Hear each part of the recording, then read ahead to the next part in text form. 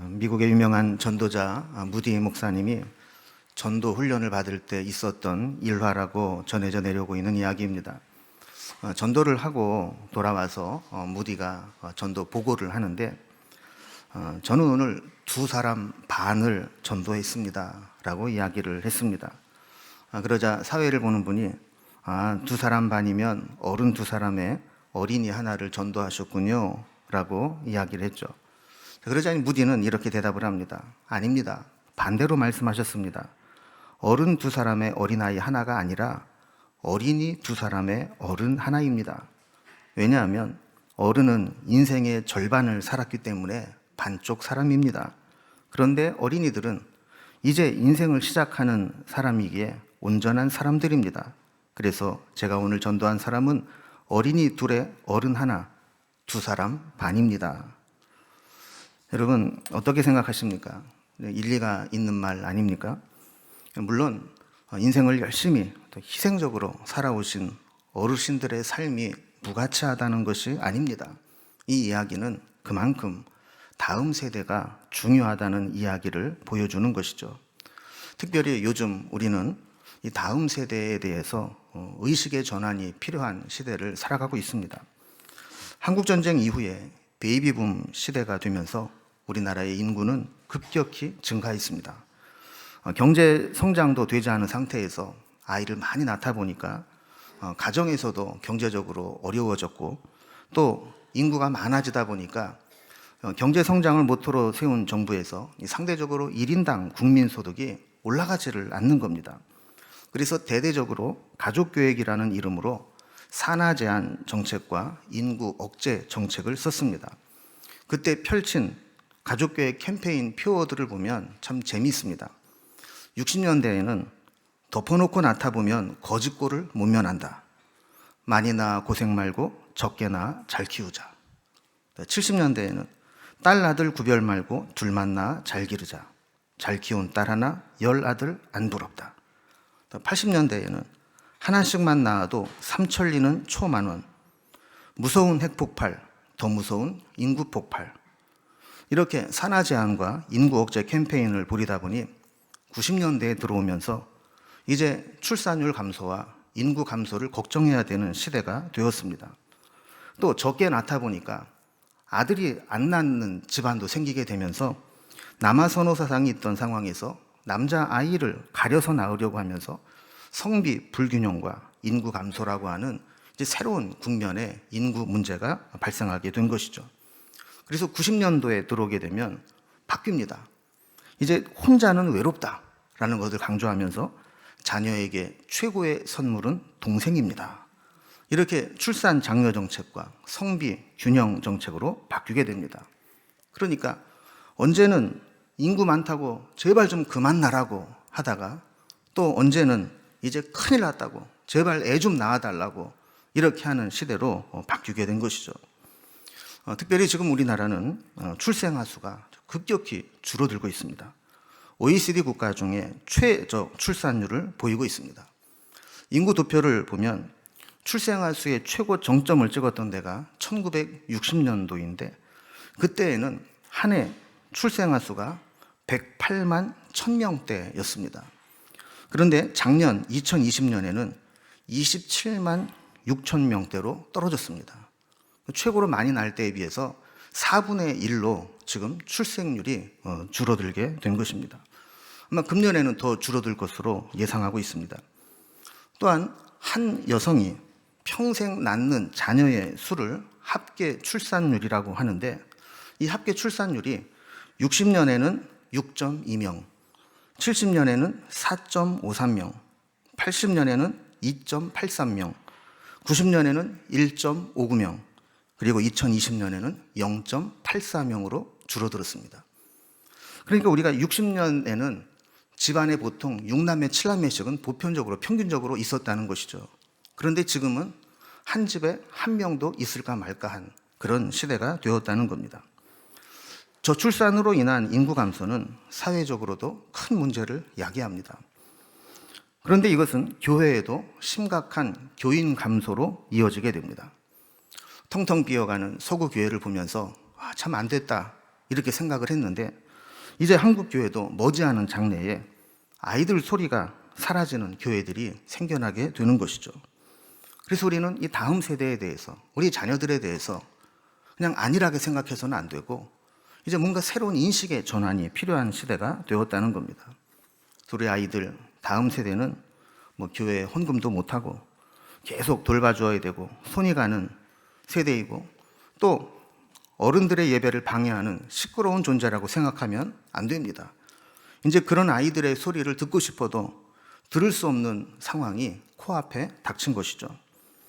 이런 상황에서 우리는 다음 세대에 대한 새로운 인식이 필요합니다. 오늘 본문에도 보면 예수님 당시에 아이들을 경시하는 풍조가 있었는데 예수님이 좀 바꿔주신 모습을 보게 됩니다. 한 사람이 또 여러 사람이 예수님께서 안수해 주시기를 바라며 많은 인파를 뚫고 예수님께 아이를 데리고 나왔습니다. 이에 예수님의 제자들은 그 아이와 부모를 막으면서 꾸짖었습니다. 옛날 시장 약장수들이 애들은 가라, 애들은 가 이렇게 막 몰아내듯이 그 아이들과 부모를 예수님께 가까이 오지 못하게 막은 것이죠. 이 모습을 보신 예수님은 어린아이들을 용납하고 내게 오는 것을 금하지 말라. 천국이 이런 사람의 것이니라 하시면서 그들을 용납하여 품에 안으시고 안수하시고 축복해 주신 내용입니다. 오늘 본문은 이렇게 간단하고 짧은 에피소드로 되어 있지만 잘 살펴보면 여기에 매우 중요한 의미들이 있습니다. 오늘 본문에 보면 등장하는 세 부류의 인물들이 나옵니다. 첫 번째는 아이를 안수해 달라고 예수님께 나아오는 부모들이 있습니다. 이 부모는 자녀들을 예수님께 데리고 오기 위해서 여러 가지 어렵고 곤란한 상황들을 극복하고 제자들의 꾸짖음과 방해에도 불구하고 기어이 예수님께 나왔습니다. 이것이 자녀를 사랑하는 부모의 마음입니다. 어떻게 하든지 예수님을 만나게 하고 예수님께 은혜와 기도와 축복을 받게 하겠다 하는 욕심이 있었던 것이죠. 사람마다 자식을 사랑하는 방식이 다릅니다. 어떤 사람은 돈과 재산을 많이 남겨주는 것이 자식 사랑하는 것이다 생각하고 기를 쓰고 돈을 모아서 재산을 남겨주려고 합니다. 어떤 사람은 자녀 교육이 최고다 하면서 마치 스카이 캐슬이 있다면 그곳에 들어가서 훌륭한 입시 코디네이터를 연결시켜서 좋은 학벌을 만들어 출세시켜주는 것이 자녀를 사랑하는 것이다 생각하는 사람도 있습니다. 또 어떤 사람은 가업과 건물을 물려주면서 이제 너는 먹고 사는 거는 내가 걱정하지 않아도 되게 해줄게 이렇게 하는 것을 자식 사랑으로 여기기도 합니다. 많은 사람들이 심지어 성도들조차도 나름대로 생각하는 자녀들의 성공을 위해서 때로는 치명적이고 세속적인 가치관을 서슴없이 자식들에게 주입시키기도 합니다. 세상적인 방법을 사용하더라도 비성경적인 방법을 사용하더라도 일단은 성공하고 나서 일단은 출세부터 하고 나서 신앙은 나중에 생각하자 이렇게 주입을 시키게 될 때 이것이 독약처럼 자녀들의 마음에 영혼에 퍼지게 되는 것입니다. 여러분 그 결과 어떻습니까? 세상적으로는 잘 되고 성공한 것 같은데 신앙은 엉망이고 주님 품을 떠나고 교회에조차 출석하지 않는 자녀들이 지금 한국 교회에 얼마나 많이 있습니까? 오해하지 말아야 될 것은 세상적인 성공을 위해 뒷바라지 하는 것이 잘못됐다고 말씀드리는 게 아닙니다. 사실 할 수만 있으면 믿음의 자녀들이 세상적으로도 성공하고 리더의 자리에 올라서 선한 영향력을 끼치고 성경적인 가치관으로 이 세상을 이끌어가는 것이 기독교 교육의 목표 중에 하나입니다. 그러나 세상적인 성공이 목표가 되어 신앙교육을 등한히 하거나 오로지 세속적인 성공만을 위해 살도록 해서는 안 된다는 것입니다. 오늘 본문에 나오는 이 부모들은 예수님께 안수해 주시기를 바라며 축복을 받기 위해서 나왔습니다. 왜 그들은 예수님께 안수받게 하려고 했을까요? 전통적으로 안수를 받는다는 것은 안수하는 이의 영성과 능력과 은총을 덧입게 하는 것입니다. 때로는 그 사람의 영성이 아니더라도 그 사람을 매개체로 해서 하늘의 은혜와 능력을 덧입고자 하는 것이 안수를 받는 것입니다. 그러니까 내 자식이 예수님의 영성을 가지고 하나님의 은혜와 능력을 덧입고 하나님의 축복받는 아이가 되기를 사모하는 것, 이것이 안수를 받게 하는 것이죠. 적어도 이 부모에게는 자기 자식을 이렇게 하나님의 은혜와 축복 가운데 키우고 싶은 열망이 있었던 겁니다. 오늘 본문에 등장하는 두 번째 부류의 사람은 이런 아이들을 데리고 오는 사람들을 막아서는 제자들입니다. 예수님께 만져주심을 또 안수해 주심을 바라며 나오는 부모의 마음을 무색하게 제자들은 그들을 꾸짖으며 막아 세웠습니다. 사람들이 예수님께 아이를 데리고 오는 것을 제자들이 막으며 꾸짖은 것을 보면 그 당시에도 아이들을 귀하게 여기지 않았음을 보게 됩니다. 사실 우리도 지금 아이들이 하나 아니면 둘이니까 막 우상처럼 떠받들지만 아이들이 사람 대접 받게 된 지 불과 몇십 년이 안 됩니다. 예수님 당시야 오죽했겠습니까? 사람 수를 셀 때에도 여자들이나 아이들은 아예 숫자에 세지도 않을 정도로 그렇게 무시를 당했던 상황이었죠. 근데 오늘 이 제자들이 예수님께 나오는 것을 막는 것은 또 다른 이유가 있었을 겁니다. 아마도 예수님을 귀찮게 하지 않게 하려는 의도가 있었을 것으로 보입니다. 지금 우리 마태복음의 이 본문은 예수님께서 유월절 절기를 지키기 위해서 예루살렘으로 올라가고 계시는 중입니다. 이제 예루살렘에 올라가시면 십자가를 지시는 상황이 되는 것이죠. 제자들이 볼 때 예수님에 대한 소문은 점점 퍼져갑니다. 사람들은 예수님이 가는 곳마다 점점 모여듭니다. 이런 것을 보면서 우리가 지금까지는 갈릴리 변방에 있었지만 이제 수도 예루살렘으로 올라가고 유대의 중심지인 성전이 있는 곳으로 올라가면 사람들은 더 많이 모일 것이고 예수님은 그때 뭔가 큰 일을 이루실 것이다라는 기대를 가지고 함께 올라가고 있는 것이죠. 예수님이 이렇게 큰 일을 이루실 분이고 6월절에 맞춰 날짜도 맞춰가야 하고 지금까지 수많은 사람들을 대하면서 피곤하실 텐데 이런 아이들에게까지 시간과 에너지를 빼앗겨서는 안 된다고 생각했던 것이죠. 그래서 예수님께 어떻게 할지 여쭤보지도 않고 알아서 제자들이 자기 선에서 커트를 시켜버린 겁니다. 저는 이 제자들을 보면서 우리도 주를 위해 한다고 하는 것이 오히려 하나님의 뜻을 거스리고 주님께 방해가 될 수도 있다는 것을 발견하게 되었습니다. 베드로도 예수님의 십자가 예고를 듣고 인간적인 정으로 가로막으려고 할 때 사탄아 내 뒤로 물러가라 너는 나를 넘어지게 하는 자로다 하면서 호된 꾸지람을 받지 않습니까? 우리도 마찬가지입니다. 내 딴에는 뭔가 주를 위해서 교회를 위해서 열심히 한다고 하지만 그것이 정말 교회나 주님께 유익한 것이 아니라 오히려 방해가 되고 거스를 수도 있다라는 것이죠. 사실 이게 참 아이러니한 일입니다. 예수님과 24시간 동행하며 삶을 나누고 집중적으로 말씀의 가르침을 받는 제자들이었지만 예수님의 마음은 전혀 헤아리지 못했던 것입니다. 예수님께 무엇이 중요한 것인지, 어떻게 하는 것이 주님께 충성하고 헌신하는 것인지를 몰랐던 것입니다. 세 번째로 오늘 본문에는 아이들이 오는 것을 용납하고 안수해 주신 예수님의 모습이 나옵니다. 예수님은 찾아오는 아이들을 용납하고 내게 오는 것을 금하지 말라고 하시면서 맞아주셨습니다. 그리고 그 아이들을 다 안수해 주신 후에 그 자리를 떠나시게 됩니다. 오늘 본문과 병행 구절인 마가복음 10장 14절에는 예수께서 보시고 노하시어라고 기록하고 있습니다. 이렇게 예수님께서 오는 사람들을 막는 제자들을 보시면서 제자들에게 노하셨다라는 겁니다. 오늘 본문이 있기 얼마 전인 마태복음 18장에 보면 1절에 천국에서는 누가 크니까 이렇게 예수님께 물으면서 제자들끼리 누가 더 크냐라는 논쟁을 벌이고 있었습니다. 이때 예수님은 주변에 있는 어린아이 하나를 제자들 가운데에 딱 세워놓고 3절에 보면 어린아이들과 같이 되지 아니하면 결단코 천국에 들어가지 못하리라. 소자 하나를 실족하게 하면 연자맷돌을 메고 물에 빠지는 것이 나으니라. 이렇게 아이들과 소자에 대한 중요함을 가르쳐 주셨어요. 그럼에도 불구하고 제자들은 당시의 사회적 통념대로 아이들을 귀하게 여기지 않고 아이들이 예수님께 오는 것을 가로막는 역할을 하고 있는 것을 보시면서 노하셨다라고 표현한 것입니다.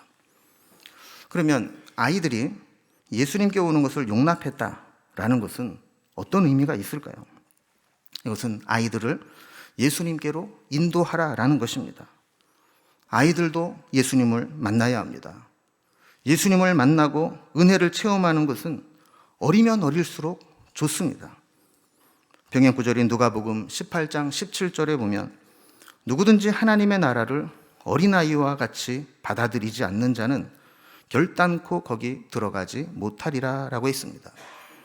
이 본문을 보면 예수님께서 왜 아이들을 귀하게 여기시고 아이들에게 관심을 가졌는가를 보게 됩니다. 어린아이와 같이 받아들이지 않는 자는, 그러니까 어린아이의 가장 중요한 특성은 수용성이라는 거예요. 말씀을 가르치면 가르치는 대로 받아들입니다. 그러면 사실 부모 입장에서 보면 아이들에게 미안할 때가 있죠. 때로는 거짓말을 해요. 근데도 아이들은 받아들여요. 말을 안 들면 어디 밖에 망태 할아버지 있어. 망태 할아버지한테 혼내달라고 그럴 거야. 그러면 아이들은 망태 할아버지가 뭔지도 몰라도 내가 이 시점에서 말을 잘 들어야 되겠구나 하면서 그 말씀을 수용하는 것이죠. 근데 반면에 어른들은 어떻습니까? 아무리 좋은 말씀을 전해도 잘 받아들이려고 하지 않습니다. 듣는 척 하면서도 고집으로 살아갑니다. 금방 은혜 받았다고 간증하다가도 이게 얼마나 갑니까? 돌아서면 다시 옛날로 자기 방식으로 고집으로 돌아가는 게 어른입니다. 제가 예전에 옥하는 목사님 제자훈련 지도자 세미나에 참석했을 때 옥 목사님께 들은 이야기입니다. 이런 이야기를 하십니다. 50이 넘으면 배운 대로 살지 않고 고집으로 산다라는 거예요. 제자훈련도 50 전에 해야 효과가 있지 50 넘어서 하면 훈련 받았을 때는 은혜 받았다고 펄쩍펄쩍 뛰면서 좋아하다가 훈련이 끝나고 나면 배운 대로 안 살고 옛날 살던 고집대로 돌아간다라는 겁니다. 지금 코로나 시대 최대 피해자는 우리 아이들입니다. 지금 벌써 우리 아이들이 교회에 나와서 예배드리지 못한 것이 얼마나 오래되었습니까? 다행히 믿음 좋은 부모를 만난 집에서야 온라인으로라도 신앙 교육을 하고 예배를 챙겨서 드리게 되지만 또 코로나 사태가 진정되면 아이들을 데리고 교회에 나올 것이지만 그렇지 못한 아이들, 우리 한국교회에 얼마나 많은 아이들이 이 코로나 사태를 겪으면서 신앙에서 낙오되고 세상으로 다시 돌아가는 아이들이 많을까 하는 염려가 큽니다. 제가 설교를 준비하면서 문득 그런 생각이 들었습니다. 이제 코로나 사태가 진정되고 우리 아이들이 교회에 나와서 예배드릴 상황이 되면 우리 아이들의 기도 제목을 받고 이름을 불러가면서 한 명 한 명 안수하며 기도해 줘야 되겠다. 예수님께 이 아이를 데리고 와서 안수 기도를 받으려고 했던 그 부모의 마음처럼 이 아이들을 축복하고 안수하며 기도하며 다시 믿음으로 이끌어야 되겠다 하는 생각을 하게 되었습니다. 그날이 빨리 오도록 기도해 주시기 바랍니다. 오늘 본문과 병행구절인 마가복음 10장 13절에서는 사람들이 예수께서 만져주심을 바라고 어린아이들을 데리고 오매 그랬습니다. 다른 마태복음이나 누가복음에서는 예수님께서 기도해 주시기를, 안수해 주시기를 이렇게 표현하고 있지만 마가복음에서는 그냥 만져주심을 바라고 라고 표현하고 있습니다. 그러니까 꼭 안수 기도를 하고 축복 기도를 해주지 않아도 예수님이 만져주시기만 해도 족하다라는 거예요. 얼마나 그 은혜를 사모하고 간절히 기도하는 마음입니까? 저는 우리의 자녀들이 또 우리 교회의 다음 세대들이 그렇게 간절한 마음으로 주님의 은혜를 덧입기를 소망합니다. 그래서 우리도 우리의 아이들 또 다음 세대에 대한 새로운 인식이 필요하고 인식의 재발견이 필요하다라고 생각합니다. 여러분, 먼저 이 다음 세대는 몇 살까지가 다음 세대일까요? 제가 내린 다음 세대의 정의는 신앙의 자립이 이루어지기 전까지입니다. 나이가 40이 되고 50이 넘어도 스스로 신앙을 유지하지 못하고 부모나 누군가의 간섭이 없으면, 챙기지 않으면, 때로는 압력을 넣지 않으면 혼자 신앙생활을 유지하기가 어렵다. 아직 다음 세대입니다. 신앙의 분가가 이루어져서 한 세대를 이루려면 그런 것이 없어도 스스로 신앙을 유지하고 하나님을 만날 수 있는 그 때가 될 때까지 우리는 지속적으로 관심을 갖고 다음 세대를 살펴야 되는 겁니다. 또 어떤 분은 다음 세대라는 용어 자체가 잘못됐다는 거예요. 다음 세대 그러면 왠지 어감상 우리와는 단절된 느낌이 들죠. 시기적으로도 뭔가 세월이 흐른 후에 갑자기 출현하는 세대, 우리와 좀 동떨어진 세대라고 생각하기 쉽습니다. 그러나 다음 세대 역시 우리와 동시대를 함께 살아가고 있는 우리 세대입니다. 그래서 이재철 목사님은 청년을 정의하기를 현존하는 미래다, 이렇게 정의를 내렸습니다. 아직 이 역사와 사회의 주인공은 아니지만 곧 주인공이 될 우리 미래의 모습, 현존하는 미래라는 것이죠. 지금 젊은 세대들을 보면, 지금 다음 세대를 보면 미래의 우리 모습을 볼 수 있다는 거예요. 그렇다면 우리는 다음 세대를 위해서 무엇을 해야 될까요? 먼저 첫 번째로 우리 아이들과 다음 세대들을 환영하고 존중해 주는 마음을 가져야 합니다. 아이들을 귀하게 여기고 아이들의 관점에서 보는 훈련을 해야 합니다.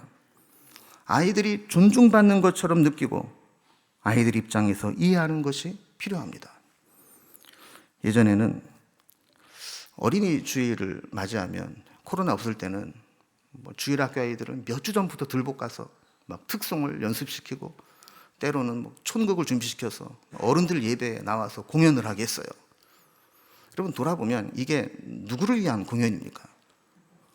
말은 어린이 주일인데 어른들 만족시키려고 아이들 그렇게 동원한 게 아닙니까? 정말 아이들을 이해하고 아이들을 존중하고 아이들의 입장에서 생각하는 생각의 전환이 필요한 것이죠. 그리고 우리 자녀들, 다음 세대들도 마찬가지입니다.